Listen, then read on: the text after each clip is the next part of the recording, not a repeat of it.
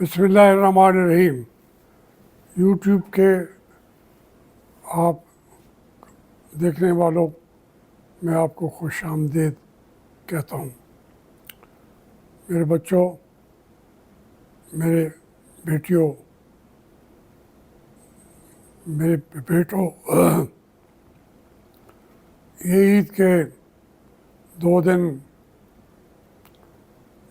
पाकिस्तान के अंदर सुकून से नहीं गुजारने दिए गए। ऐसे वाक़यात होते रहे हैं कि बड़ा दिल को तकलीफ़ होती रही है। आप देखें ना, 18 आदमी एक ट्रक से गिर के और बेचारे किसी जगह ज़ियारत के लिए जा रहे थे। फिर इसी के तरीके से मुजफ्फरगढ़ में 7 बंदे मर गए। 6 बंदों को मार के, अपने बच्चों को मार के, बीवी को मार के एक आदमी ने खुदकुशी कर ली। इसके बाद फिर जो एक मकामी वाक़या हुआ, वो भी कौमी सानहा बनता जा रहा है। भावल नगर में जो सूरत हालात बनी है, कोई उसको देख के मजाक उड़ा रहे हैं। मजाक उड़ाने वाली बात नहीं है। हमारे लिए तो दोनों जो यूनिफॉर्म हैं, वो हमारे लिए वैसे ही तो होनी चाहिए। लेकिन वो बदकिस्मती से वो कहते हैं ये एक दूसरे के साथ वर्दी से वर्दी लड़ रही है। हमारा क्या? नहीं भाई, हमारा है। देखिए, हम अपने इस तरीके के वाक़यात होते रहते हैं। पहले भी 1-2 दफ़ा हुए, तो वो मकामी सतह पे नहीं होते, उसके साथ दूर तक जाते हैं। अब ये फौजियों का, पुलिस वालों का, फौजियों की तहकीर करना, उन्हें मारना, तो हम क्या कहेंगे? पुलिस जिंदाबाद।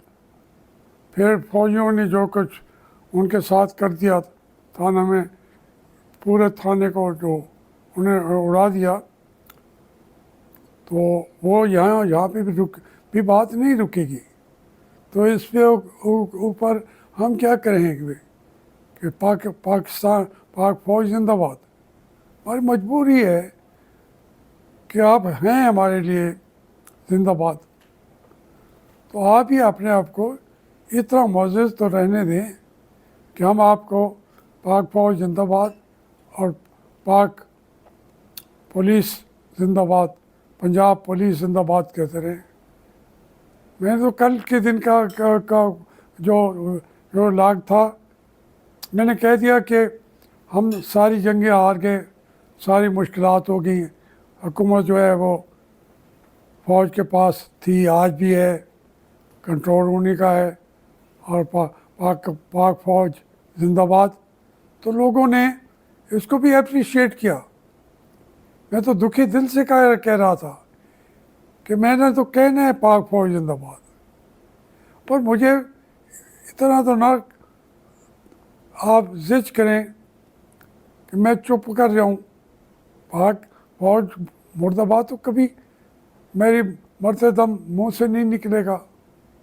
पुलिस को भी इतना बुरा नहीं कहूँगा, अगरचे मुल्क का हर आदमी पुलिस को नफ़रत करता है, लेकिन नहीं, उसकी वो वर्दी की वजह से मैं पुलिस मुर्दाबाद भी नहीं कह सकता। तो मुझे इस जो कॉम्प्लिकेशन में कॉम्प्लिकेट कर रहे हैं, मैं उनसे ही दरख्वास्त कर सकता हूँ ये बात तो यहीं नहीं रुकेगी, आईजीपी उड़ जाएगा, डीआईजीपी उड़ जाएगा, पुलिस को भरपूर सज़ा भी हो जाएगी। ये तो होना है, देख लीजिएगा। अगर जो उनका अपना है आईजी, फौज का पसंदीदा है पंजाब वाला, तो लेकिन वो भी इसमें उड़ जाएगा।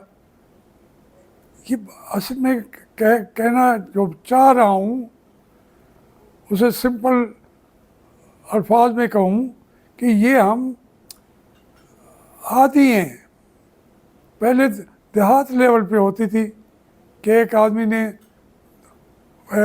दूसरे आदमी को बुरा बुरा कहा, उन्होंने उसके घर 15-20 अपने ग्रुप के भेज के उनको घर वालों को निकाल दिया, और फिर बाद में सुलह भी कर ली, उनके आदमियों को बाद में काउंसलर भी बना दिया। ये तो यहाँ की बातें हैं, देहातियों की। हमारी फ़ौज जो है वो अगर आइन और कानून के मुताबिक उनके साथ जिन्होंने ये ज़्यादती की है वो उसके मुताबिक उसी हद तक जिन्होंने की है सज़ा दे देती, तो फिर मुझे तकलीफ ही ना होती। मुझे पता है कि ये नहीं होना। सबसे ज़्यादा छोटे से छोटा वाक़या हो, बड़ा से बड़ा, उसमें कानून कत्ल हो जाता है, और हमारे मुल्क में तो आइन भी कत्ल हो जाता है। तो इसलिए ये वाक़यात जो हैं हमारे पूरे मुल्क को हिला के रख देते हैं। ठीक है, हम मईशत की बातें कहते हैं, हम कहते हैं जी हमारी वो आज हमारे वज़ीर तवानाई साहब कह रहे थे कि इतना आपको 2-2.5 रुपए यूनिट के आपको रियायत दे रहे हैं, फलां दे रहे हैं। भाई मईशत की बात ना करो, मईशत ने तो अपना रास्ता लेना है, इस मुल्क की नहीं, इस पूरे रीजन की मईशत जो है वो आगे बढ़ चुकी है। हम ये कह रहे हैं कि आप हमें अभी भी पीछे रखे हुए हैं।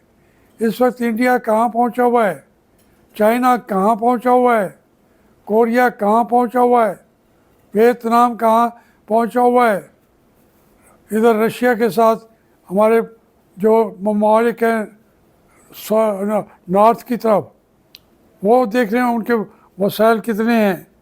ईरान है, सऊदी अरब है, नए रुख अख्तियार कर रहे हैं।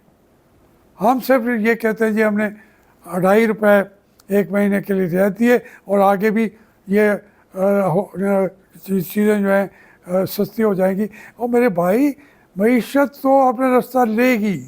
पाकिस्तान का मईशत तो उठ खड़ी हुई है अपने जोग्राफिया की वजह से और एक पिविटल रोल रखने की वजह से।